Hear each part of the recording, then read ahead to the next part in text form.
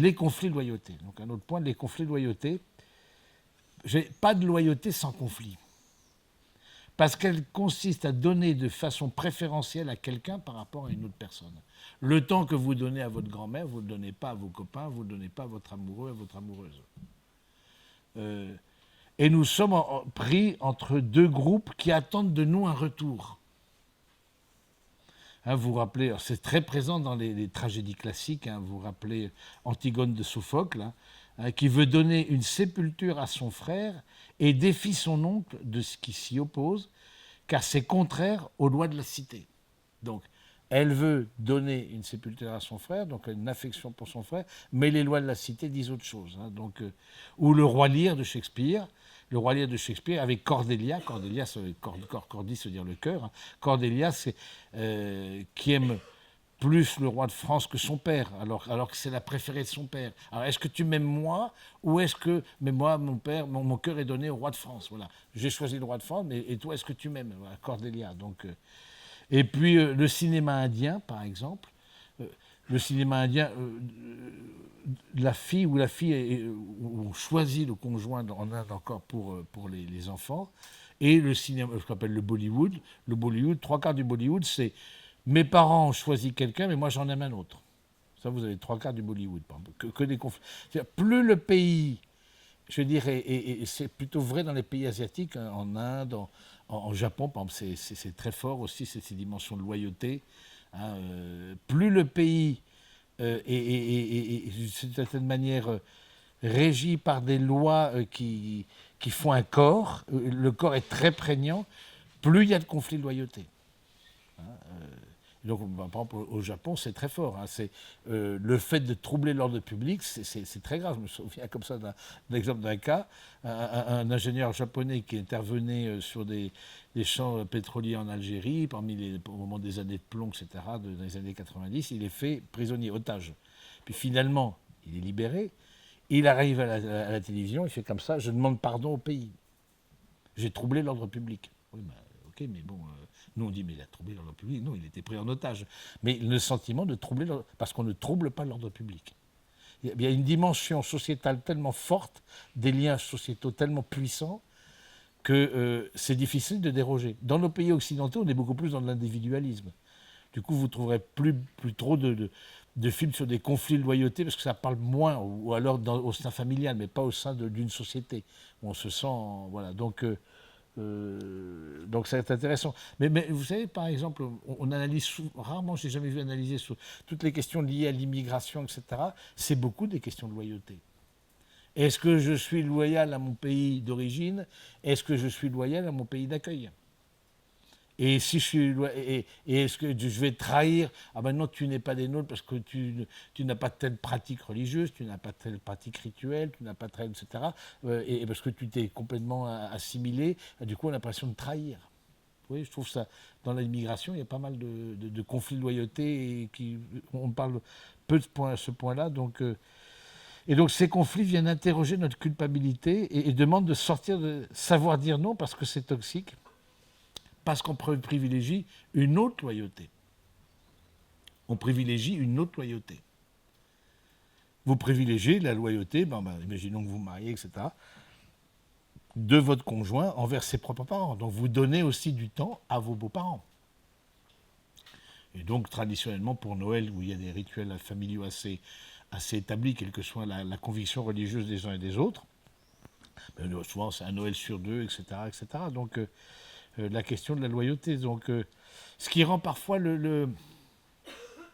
la position des célibataires ou des couples sans enfants difficile dans l'agenda des familles. Parce qu'on privilégiera dans l'agenda les couples avec enfants, puis les couples sans enfants, puis éventuellement les célibataires. Oui, je pense que c'est quand même assez fort parce que on a l'impression qu'au fond, le couple avec enfant, d'une certaine manière, a remboursé la dette. C'est la famille continuée. Alors, au-delà des agendas scolaires, etc. Alors que le couple sans enfant, non, et le célibataire, tu dormiras, on dit à la fille, tu dormiras avec tes petites nièces, alors qu'elle a 30 ans, elle a besoin aussi de son intimité, quoi. Donc, c'est très bien. Alors qu'on n'aurait jamais demandé ça à une autre personne. Voilà. Et donc, c'est la dernière à être consultée. Et bon, pour son agenda, on a fixé les vacances, c'était le jour, rends-toi disponible. Oui, donc, on répond aux attentes de notre famille en transmettant la vie, évidemment, en transmettant le patrimoine, la culture, la religion. Évidemment, la religion, c'est une vision du monde, une religion. Hein, c'est un système de pensée aussi, c'est une carte du monde. Hein, la manière donc, et c'est intéressant de voir que tradere en latin, ça veut dire transmettre, mais ça veut dire aussi trahir. Hein, donc vous décevrez vos parents. Est-ce que vous prenez conscience de l'importance de décevoir ses parents, soit par le choix du conjoint, soit par des actes que vous poserez dans l'éducation de vos enfants, si vous allez vers le mariage. Hein, il n'y a pas d'égalité dans les loyautés. Il n'y a pas d'égalité. Il y a forcément le choix, on privilégie quelque chose au détriment de quelqu'un d'autre. Parce qu'on ne peut pas donner exactement à deux personnes, et en plus de personnes, à deux familles, de façon identique, égale. Parce que matériellement, géographiquement, vous vous trouverez proche de la famille de votre futur conjoint, par exemple, ou l'autre trouvera proche de l'inversement. Donc forcément, tu passes que du temps avec ta belle famille. Et nous, tu nous laisses tomber. Vous voyez, donc, il peut y avoir... Mais les conflits de loyauté, je trouve que sont intéressants parce que ça permet de dire je. Et dire je, c'est dire non. Et donc le fait, quand vous vous positionnez, vous dites, écoutez, voilà, Et plus on fait des choix éloignés par rapport aux attentes des parents, par rapport aux attentes de personnes qui nous aiment, encore une fois, hein, avec qui on a de l'attachement, avec qui on a une vraie tendresse, etc., plus on fait des choix éloignés par rapport à des personnes qui nous aiment, plus il faut donner des signes d'attachement. Vos parents, clairement, vous dites que ce n'était pas ça qu'ils avaient rêvé pour vous comme conjoint, imaginons. Et vous dites, oui, c'est pas ça que tu as rêvé, voilà, mais moi, j'ai pris des décisions, j'ai discerné, etc. Voilà le choix que je vais faire. Bon. Mais ce n'est pas un choix contre toi. Ce n'est pas un choix contre la famille. Et ça, c'est bien de le verbaliser, d'être attentif là-dessus. Les choix de vie que je fais, sur les choix de vie professionnelle, je ne sais pas quoi, vos parents vous ont payé des études d'ingénieur, et moi, ce que je veux devenir, c'est menuisier. Ok, d'accord, menuisier, tu vas tout ça pour devenir menuisier, quoi. Donc bon, tu aurais pu commencer par devenir menuisier. Mais dans la famille, c'était pas possible parce qu'on est tous ingénieurs, je ne parle pas de père en fils, il nous faut bac plus 5. C'est un peu cet idéal, cette fausse croyance au fond. Heureusement que tout le monde n'est pas bac plus 5, sinon ce serait une catastrophe. Oui. Donc voilà, voilà. Et du coup, les métiers manuels qui en France, contrairement à l'Allemagne, ne sont pas vraiment valorisés. Voilà, et du coup, il y a une reconversion comme ça. Je sens que je déçois mes parents. Hein, je sens que je déçois mes parents parce qu'ils auraient voulu autre chose, mais peut-être même, je suis parfois déçu de leur attitude, où ils me déçoivent, parce qu'ils sont très dans vouloir se continuer, mais même socialement, dans le standing, etc., dans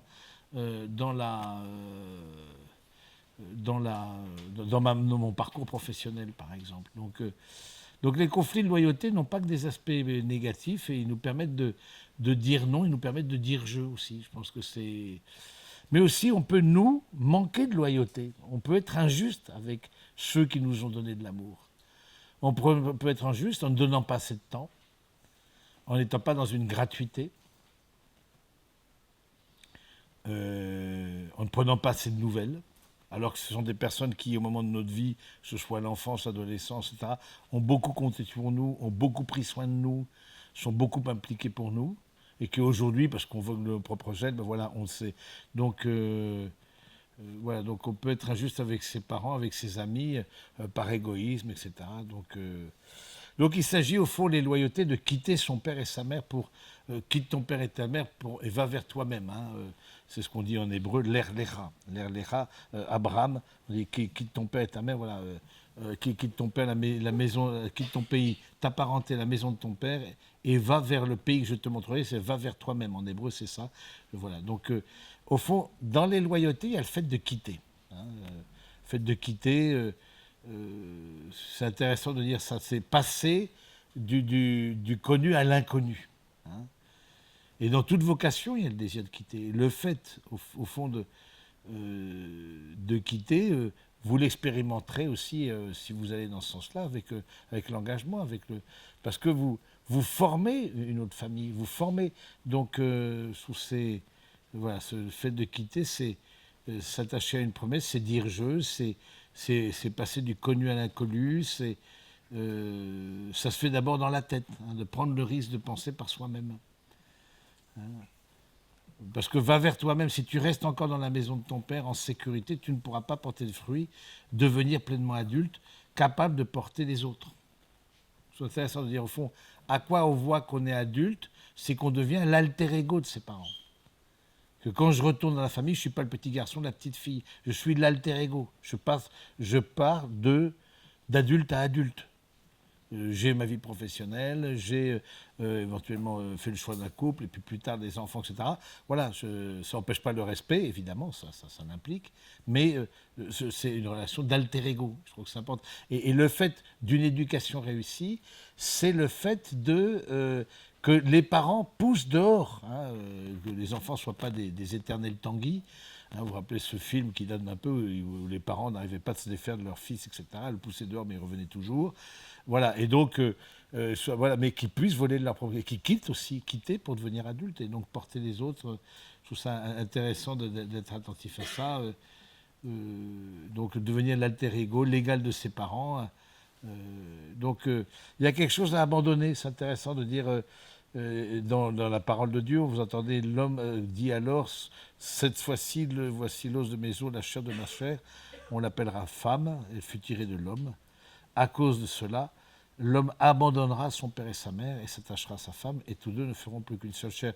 Et dans le mot hébreu, c'est Azav. Azav, bon, ça vous dit pas grand-chose. Moi, juste pour info, je ne l'ai pas dit quand je suis présenté, mais je suis très fasciné par le judaïsme. J'écoute plusieurs heures par semaine des commentaires de Rama que je trouve vraiment très, très intéressants, plus que les homélies de curé, je trouve parfois, parce qu'ils ont un logiciel qui est très différent. Et parce que l'hébreu, c'est que des consonnes, donc quelque part, ils font parler les silences entre deux consonnes, on fait parler les silences, etc. Et tout ça, en tout cas, c'est quelque chose qui me passionne beaucoup, le judaïsme. Voilà, c'est ça. Mais, aussi, c'est la source de notre foi. Hein, Jésus, la très sainte Vierge et les apôtres, etc., venaient de la tradition, sont dans la tradition juive. Donc c'est intéressant de comprendre Jésus comme celui qui a baigné dans cette tradition juive. Donc, bon, petit aparté. Donc, c'est Azav, c'est très fort dans l'hébreu, c'est vraiment laisser derrière, lâcher d'homme, doit abandonner pour qu'il de façon à devenir lui-même. Donc il y a ce processus de différenciation, je vous en ai parlé ce matin, de séparation, de laisser l'univers familier connu depuis toujours. En quelque sorte, on doit quitter le monde sécurisant du même, de celui qui est même que moi, la même chair, voilà, la chair de ma chair, voilà, on est de la chair de nos parents, le cadre dans lequel on vient pour s'inscrire spontanément dans une nouvelle relation. Alors on peut entrer dans un juste attachement à celle qu'il a d'abord reconnue. Voilà. Donc c'est intéressant de dire, voilà, c'est intéressant de voir cette question de fait de quitter, vraiment de renoncer. Et c'est intéressant aussi dans cette différenciation. Dans cette différenciation, elle peut être un peu douloureuse. Il peut y avoir des moments, c'est sans péridurale, je vais dire, la différenciation. C'est ce qui permet de choisir un autre langage, une autre manière de voir, une autre manière d'organiser les vacances, une autre manière d'organiser peut-être le rapport au matériel, le rapport à l'affectif, etc. Donc